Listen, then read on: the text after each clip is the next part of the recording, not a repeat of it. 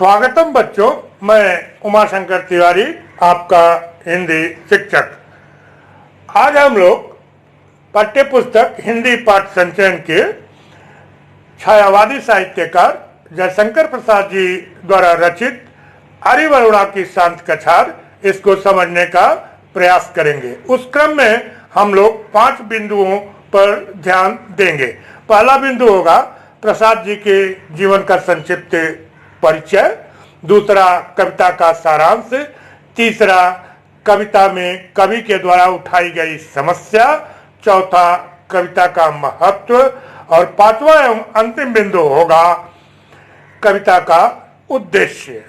ध्यान दीजिएगा, पिछली जो वीडियो हम लोगों ने देखा उसमें जो है आर्यवरुणा की शांत कछार का आलोचनात्मक व्याख्या पूरा हम लोग कर चुके हैं, इसलिए इसमें व्याख्या भाग को हम लोग नहीं छुएंगे। इसमें ये कोई रचनामूलक प्रश्न जो है ये है, इन 5 बिंदुओं पर हम लोग देखेंगे।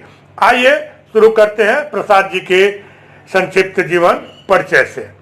काशी के गोवर्धन सराय नामक मोहल्ले के प्रसिद्ध तंबाकू व्यापारी सुंगनी साहू नामक वैश्य परिवार में संवत 1946 अर्थात सन 1889 30 जनवरी को जयशंकर प्रसाद का जन्म हुआ था। पिता देवी प्रसाद साहित्य प्रेमी व्यक्ति थे।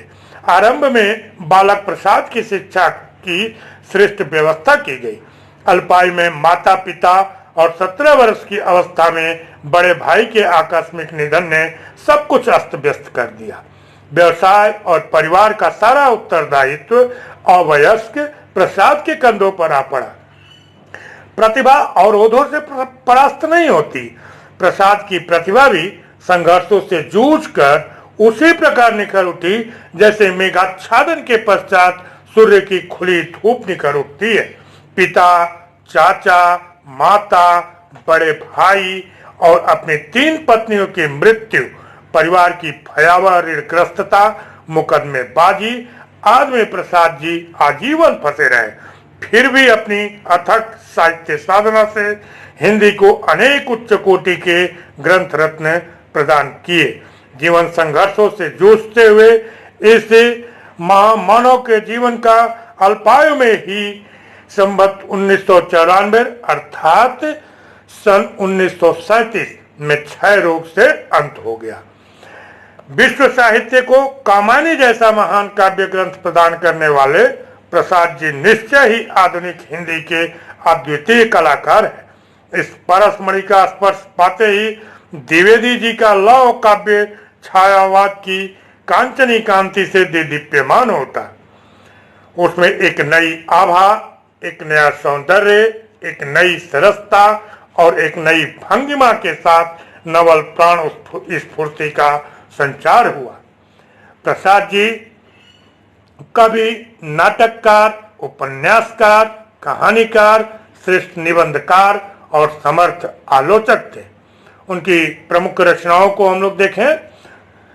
प्रथमतः चित्राधार ब्रज भाषा में रचित कविता संग्रह है। इसमें प्रकृति प्रेम संबंधी प्रसाद जी की भावना सर्वप्रथम प्रकाश में आई। लहर में विविध मना स्थितियों के मार्मिक चित्र हैं। झरना उनकी छायावादी कविताओं का प्रथम संग्रह है। प्रेम पथिक में मानव मन की शाश्वत सुंदर प्रेम भावना का चित्रण है। आंसू में पीड़ा का तरल प्रवाह ही कविता बन गई है। यह हिंदी का मर्मस्पर्शी विरह काव्य है। कामायनी मनु और श्रद्धा के संयोग से विकसित मानवता का मधुर कलात्मक आख्यान है। निसंदेह प्रसाद की कामायनी आधुनिक हिंदी काव्य की अन्यतम उपलब्धि है। इसे मंगला प्रसाद पारितोषिक से सम्मानित किया गया था। गद्य के क्षेत्र में चंद्रगुप्त, स्कंदगुप्त, अजातशत्रु, ध्रुव स्वामिनी, राजश्री आदि नाटक। छाया, प्रतिध्वनि, आकाशदीप, आंधी, कहानी संग्रह।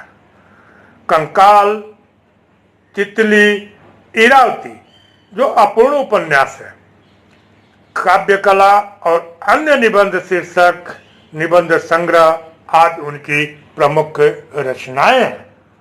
तो बच्चों, अभी हम लोगों ने प्रसाद जी का संक्षिप्त जीवन परिचय देखा।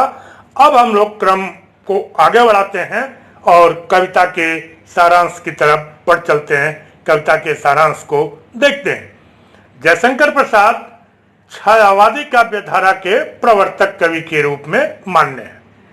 प्रस्तुत कविता प्रसाद के प्रख्यात संग्रह लहर से चयनित की गई है। अरिवरुणा की शांत कछार एवं जगती की मंगलमयी उषा बन करुणा उस दिन आई थी नामक ये दो कविताएं वाराणसी के समीप स्थित बौद्धों के पवित्र तीर्थस्थल सारनाथ से संबंधित है। इनमें से अरिवरुणा की शांत कछार शीर्षक कविता सारनाथ में निर्मित मूल गंधकुटी विहार पर निर्मित है। इस कविता में वरुणा नदी के कछार पर स्थित इस बौद्ध विहार की गौरव गाथा का गान किया गया है, जहां आकर महात्मा बुद्ध ने सर्वप्रथम दुख से मुक्त होने का ज्ञान प्रदान किया था। जीवन के अतिवाद को छोड़कर मध्यम पथ का अनुसरण करने के लिए आग्रह किया था और संसार के पीड़ित और क्षुब्ध प्राणियों को संसार से मुक्त होने का सुगम मार्ग बताया था। तपस्या के लिए गृह त्याग करने से पूर्व गौतम के पूर्व जीवन की झांकी भी इसमें दिखाई गई है। गौतम ने सांसारिक भोग विलास, भौतिकता के समस्त उपकरण, सुंदरी पत्नी यशोधरा का मृदुल प्यार, वात्सल्य रस से परिपूर्ण पिता की ममता भरी गोदी, फूल जैसे कोमल शिशु राहुल का मृदुल मोहक आकर्षण आदि विभूतियों को त्याग कर परम वितराग की भांति सांसारिक प्राणियों के कष्ट के कारणों की खोज की और माया व भोग विलास में फंसे जीवों को एकांत तपस्या का संदेश सुनाने के लिए एकांत कछार को ही अपनी साधना का क्षेत्र चुना। उन्होंने हिंदू धर्म में फैली अनेक रूढ़ियों, कुरीतियों, छुआछूत, वर्ण व्यवस्था, भाग्यवाद आदि का तीव्र विरोध किया। उनके अनुसार मनुष्य की इन्हीं कुत्सित विचारधाराओं के कारण उनका वास्तविक आत्मज्ञान समाप्त हो गया है। वह भाग्यवाद का विश्वास लेकर नितांत अकर्मण्य हो गया है। गौतम बुद्ध ने अपनी दीर्घकालिक तपस्या से एक मध्यम मार्ग की खोज की। उन्होंने सादा जीवन, उच्च विचार वाले सिद्धांत का प्रतिपादन किया। संसार को मानवता का पाठ पढ़ाने का गंभीर स्वर सबसे पहले इसी घाटी में गूंजा। गौतम बुद्ध ने यहीं से विश्व बंधुत्व, सर्वभूत हितैषिता तथा अहिंसा परमो धर्म का संदेश उद्घोषित किया। इसके गवाह आकाश के पिंड, सूर्य और चंद्रमा है। कविता के अंतिम छंद में कवि ने यह बताने का प्रयास किया है कि आज के संघर्षरत क्रांति की ओर अग्रसर हो रहे विश्व की यदि विनाश से कोई रक्षा कर सकता है तो एकमात्र गौतम बुद्ध की शांति, अहिंसा, त्याग, तपस्या का संदेश ही है, जो उन्होंने वरुणा की उस शांत कछार से प्राप्त किया था। इस प्रकार प्रसाद ने इस कविता के माध्यम से वरुणा नदी की शांत घाटी के गौरवगान के साथ साथ गौतम बुद्ध की कठिन तपस्या, उससे प्राप्त ज्ञान तथा उस ज्ञान का जगत के कल्याण के लिए दिए गए उपदेश की प्रासंगिकता को वर्णित किया है। तो बच्चों, ये हम लोगों ने अभी कविता को के सारांश को समझने का प्रयास किया। अब हम लोग क्रम को आगे बढ़ाते हैं और कविता में कवि के द्वारा उठाई गई जो समस्या है उसको समझने का प्रयास करेंगे। अरिवरुणा की शांत कछार कविता प्रत्यक्षतः तो वाराणसी की एक उपेक्षित नदी के महत्व का प्रतिपादन करती प्रतीत होती है, किंतु कविता में वर्णित प्रसंगों के माध्यम से जब हम गहराई से विचार करते हैं तो पाते हैं कि प्रस्तुत कविता भारत के सांस्कृतिक गौरवगान के साथ ही मानव मूल्यों की प्रतिष्ठा का प्रयत्न करती दिखाई देती है। प्रस्तुत कविता में वाराणसी के समीपस्थ बौद्धों के पवित्र तीर्थ स्थल सारनाथ से संबंधित है। सारनाथ में निर्मित मूलगंध कुटी विहार, जो वरुणा नदी के शांत कछार पर स्थित है, इस बौद्ध विहार की गौरव गाथा का गान किया गया है और बताया गया है कि यहीं आकर भगवान बुद्ध ने सर्वप्रथम दुख से मुक्त होने का ज्ञान प्रदान किया था। जीवन के अतिवाद को छोड़कर मध्यम पथ का अनुसरण करने के लिए आग्रह किया था और संसार के पीड़ित एवं विक्षुब्ध प्राणियों को संसार से मुक्त होने का सुगम मार्ग बताया था। इसमें कवि ने पाठक को बुद्धि तत्व और हृदय तत्व के ऊपर सोचने के लिए विवश किया है। मानव मस्तिष्क और हृदय का सहारा लेकर ही विकास मार्ग पर अग्रसर होता है, किंतु बुद्धिवादी अधिकांशतः भावना शून्य होते हैं। बुद्धिवादी व्यक्ति संवेदनशील कम होता है, जबकि इस संसार में सारे कार्य बुद्धि के द्वारा ही संपन्न नहीं किए जा सकते हैं। हृदय अर्थात संवेदनशीलता का भी अपना अलग महत्व है। संसार में हृदय तत्व और बुद्धि तत्व के समुचित तालमेल से ही जीवन सुचारू रूप से चल सकता है। आज के भौतिकतावादी युग में गौतम बुद्ध के सादा जीवन, उच्च विचार तथा विश्व बंधुत्व का संदेश अत्यंत उपयोगी है। अति सर्वत्र वर्जित अर्थात किसी भी चीज की अत्यधिक मात्रा सदा विनाशकारी होती है। जीवन में संतुलन की आवश्यकता प्रत्येक क्षेत्र में है। कहा भी गया है, अति का भला न बोलना, अति की भली न चूप, अति का भला न बरसना, अति की भली न धूप। गौतम बुद्ध का उपदेश भी यही कहता है।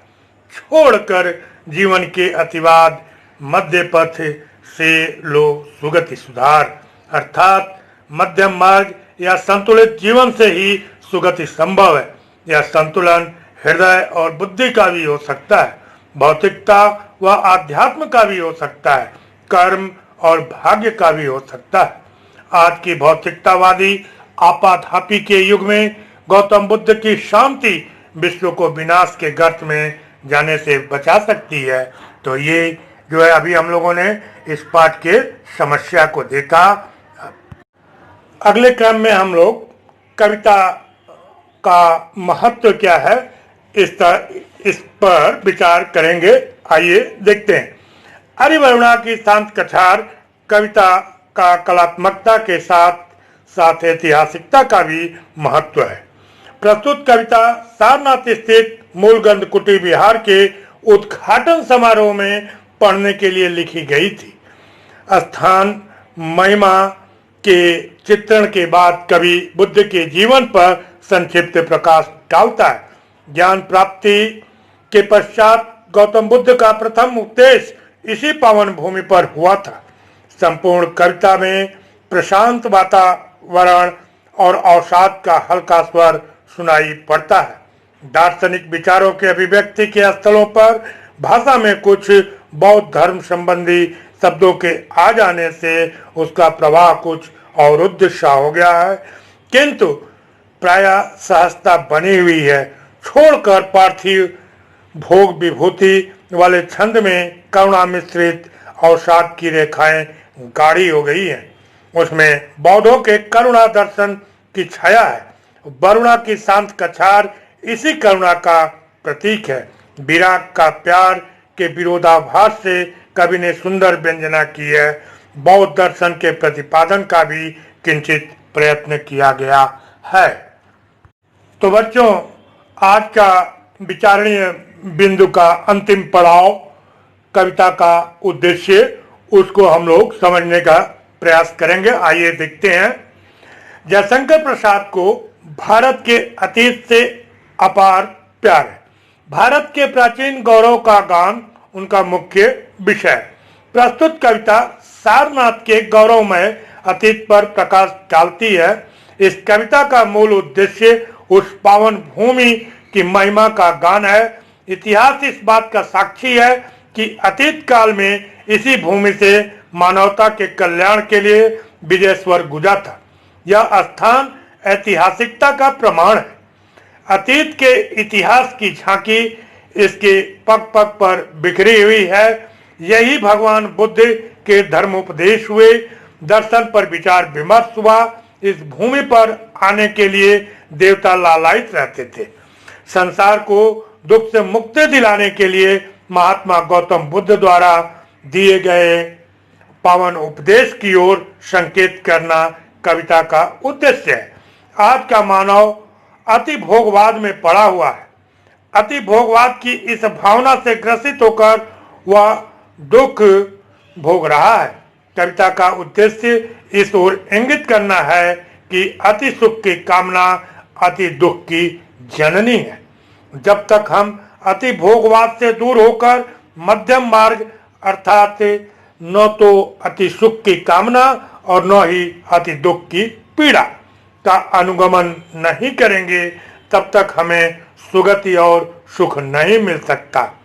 कविता की पंक्तियां इस ओर संकेत करते हैं, छोड़कर जीवन के अतिवाद मध्य पथ से लो सुगति सुधार, दुख का समुदय उसका नाश, तुम्हारे कर्मों का व्यापार।